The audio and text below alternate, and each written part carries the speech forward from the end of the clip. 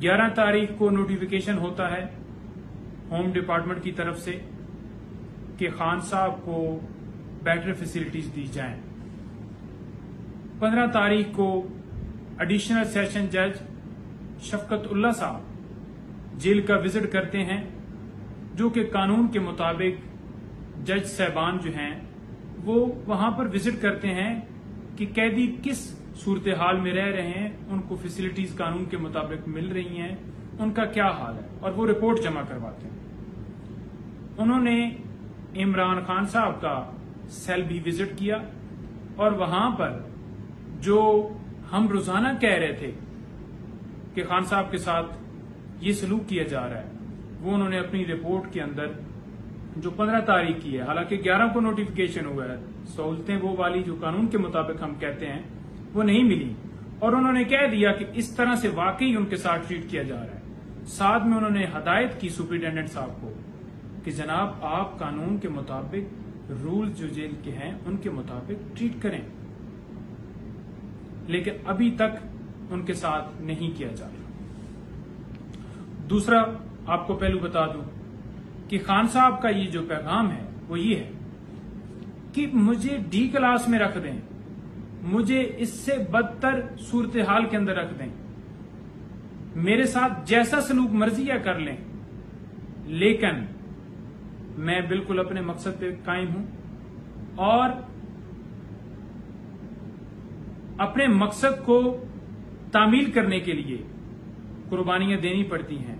अपनी कौम के लिए, जमहूरियत के लिए मैं कुर्बानी दूंगा और मैं अपनी जगह पे कायम हूं।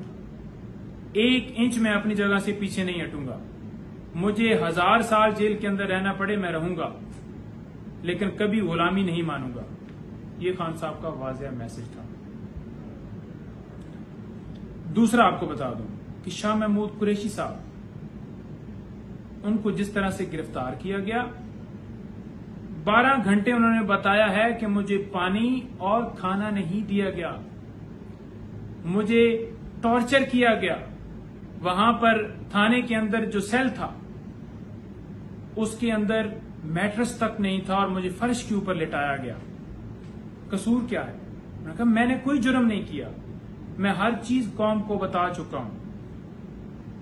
फॉरेन ऑफिस के अंदर कोडेड फॉर्म में साइफर आया और वो ओरिजिनल कॉपी उधर ही पड़ी हुई है। मैंने कोई इंफॉर्मेशन शेयर नहीं की जो सीक्रेट थी। उसको डीक्लासिफाइड फॉर्म में कैबिनेट की मंजूरी से लाया गया और फिर उसकी जो कॉपियां हैं वो मुख्तलिफ जगहों के ऊपर मौजूद हैं। ना मैंने चोरी किया, ना मैंने किसी गलत बंदे को शेयर किया, तो मुझे फैब्रिकेटेड तरीके से इस एफआईआर के अंदर नामजद किया। उन्होंने अपना मौकफ दे दिया, लेकिन उनके साथ जो सलूक किया जा रहा है वो कानून के मुताबिक नहीं है। उनके साथ कानून के मुताबिक बर्ताव होना चाहिए। जो आइन हमारा आवाम को, लोगों को प्रोटेक्शन देता है, उन्हें वो प्रोटेक्शन मिलनी चाहिए। और 13 दिन का जो रिमांड है वो किस लिए मांगा जा रहा था? क्या वो इसलिए मांगा जा रहा था कि उनसे रात दिन एक ही सवाल बार बार करना है, जब वो अपना बयान खुद सारा रिकॉर्ड करा चुके हैं? तो फिर तो रिमांड की कोई उसके अंदर थी नहीं। खान साहब इंक्वायरी के अंदर आते हैं और पेश होते हैं और अपना बयान रिकॉर्ड करवा चुके हैं। कोई उसके अंदर इस तरह के रिमांड की जरूरत ही नहीं।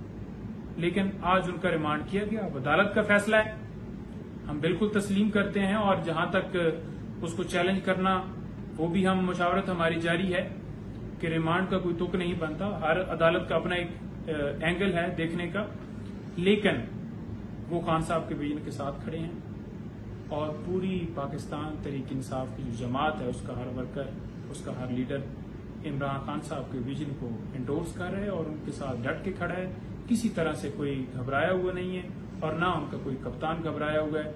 इंशाल्लाह हमारी सबसे जो मेन कोशिश है कि खान साहब को एक तो लॉ के मुताबिक ट्रीट किया जाए और दूसरा जल्दी से जल्दी खान साहब को हम